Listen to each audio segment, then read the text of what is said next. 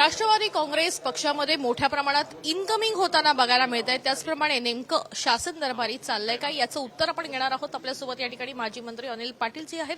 अनिलजी, खरं तर राष्ट्रवादी काँग्रेसमध्ये मोठ्या प्रमाणात आता इनकमिंग सुरू झालेलं बघायला मिळत आहे। आपण बघतोय की स्थानिक स्वराज्य निवडणुका आहेत, त्याच्या तोंडावर ही खरं तर इनकमिंग मोठ्या प्रमाणात बघायला मिळते। नांदी आहे एक आज तुम्हाला जळगाव, धुळे, नंदुरबार, ज्याला खानदेश म्हटलं जातं, आमच्याकडच्या भागामध्ये कान्हूबाईचा देश म्हटला जातो, या कान्हूबाईच्या देशामधनं आज महाविकास आघाडीमध्ये अनेक वर्ष मग उभाटा असेल, काँग्रेस असेल किंवा राष्ट्रवादी काँग्रेस पवार साहेबांची असेल, यांच्यासोबत काम करणाऱ्या अनेक कार्यकर्त्यांनी आज प्रवेश करायचा ठरवलं। त्यात प्रामुख्याने माजी मंत्री सतीश पाटील, माजी मंत्री गुलाबराव देवकर, माजी आमदार शरद पाटील, माजी आमदार कैलास पाटील, माजी आमदार दिलीप पाटील, असे अनेक आमदारांबरोबर त्यांच्यासोबत जिल्हा परिषद, पंचायत समिती, नगरपालिका, कृषी उत्पन्न बाजार समितीचे संचालक, वेगवेगळ्या पदावर पक्षामध्ये काम करणारे सगळे पदाधिकारी आज मोठ्या संख्येने आज राष्ट्रवादी काँग्रेस पक्षामध्ये प्रवेश करतायत। एक धक्का जो आहे तो महाविकास आघाडीला या निमित्तानं बघायला मिळतोय का? कारण मोठा पक्ष प्रवेश खरं तर आज इकडे बघायला मिळत आहे। माजी मंत्री दोन आहे त्याच्यामध्ये हे प्रामुख्याने अजितदादांची कार्यशैली, कार्यपद्धती या दोन्ही गोष्टींचा अभ्यास महाराष्ट्रातल्या सर्व पक्षाच्या नेत्यांना आहे।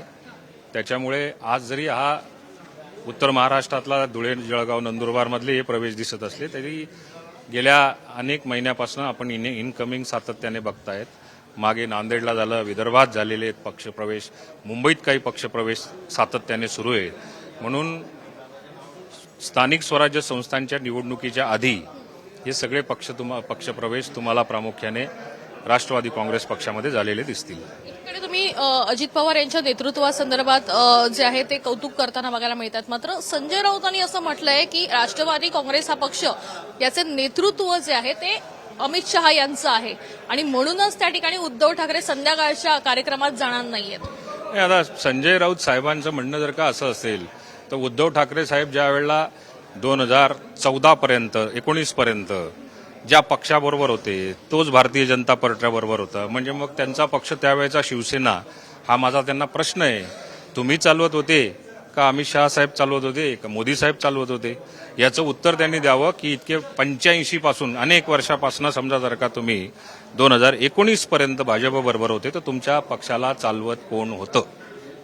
प्रश्न असा आहे की शरद पवार देखील आजच्या संध्याकाळच्या सन्मान सोहळ्याला येणार नाहीयेत असं त्यांनी कळवलेलं आहे। मुळामध्ये 65 वर्षामध्ये या महाराष्ट्राच्या चढाओढ, उतार चढाव ज्यांनी ज्यांनी बघितलेले, विकासाची धुरा ज्यांनी ज्यांनी आपल्या अंगावर मुख्यमंत्री म्हणून ज्यांनी घेतलेली असेल, त्या सगळ्यांना आमंत्रण राष्ट्रवादी काँग्रेस पक्षाने आज महाराष्ट्रामध्ये पहिल्यांदा दिलेलं आहे। त्यांनी केलेल्या कामांचं त्या ठिकाणी त्यांचा सन्मान सुद्धा केला जाईल। त्यांनी निभवलेल्या जबाबदाऱ्यांची सुद्धा जाणीव येणाऱ्या पिढ्यांना ती कळली पाहिजे, या दृष्टिकोनातून हा अतिशय उत्कृष्ट कार्यक्रम ठेवलेला आहे। त्या दृष्टिकोनातून सर्व माजी मुख्यमंत्र्यांना, जे आता हयात असतील आणि जे नसतील त्यांच्या प्रतिनिधींना राष्ट्रवादी काँग्रेस पक्षाने आमंत्रित केलेलं आहे। त्यांचं असंही म्हणणं आहे की राष्ट्रवादी काँग्रेस हा एका पक्षाचा कार्यक्रम आहे, तो केंद्र किंवा राज्याचा कार्यक्रम नाहीये की त्यावेळेस त्या ठिकाणी उपस्थिती राहिला।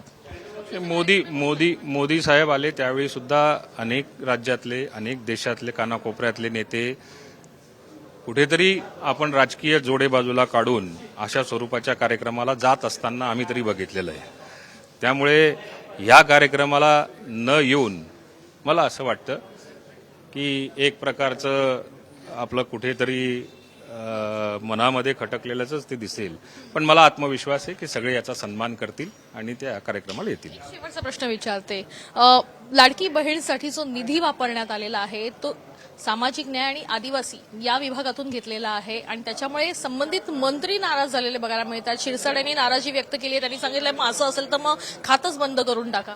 हे असं कधी होत नसतं। मंत्रिमंडळामध्ये मी सुद्धा काम केलेलं आहे की या खात्याचा निधी त्या खात्याला वळवला जातो, असं कधी होत नसतं।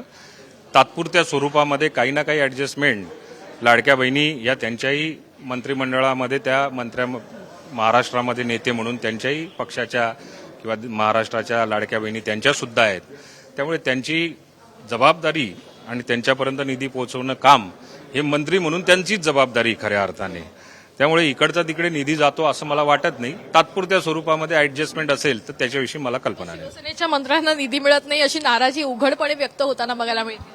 हे असं काही नसतं. मंत्रिमंडळ हे काही कुठल्या पक्षाचं नसतं. ते सगळे मिळून मंत्रिमंडळ असतं. ते महाराष्ट्राचं असतं. निर्णय हे मंत्रिमंडळानेच त्या ठिकाणी घेतलेले असतात. त्यामुळे त्यांचा सहभाग तिथे असतोच. धन्यवाद सर आमच्याशी बातचीत केल्याबद्दल. कॅमेरा पर्सन गणेश वैदेही गाणेकर, साम टीव्ही न्यूज, मुंबई. देश विदेशातील प्रत्येक घडामोडींचे लाईव्ह अपडेट मिळवण्यासाठी आता साम टीव्हीच्या सर्व सोशल मीडिया प्लॅटफॉर्मला लाईक, फॉलो आणि सबस्क्राईब करा. तसंच सर्व नोटिफिकेशनसाठी बेल आयकॉन प्रेस करायला विसरू नका.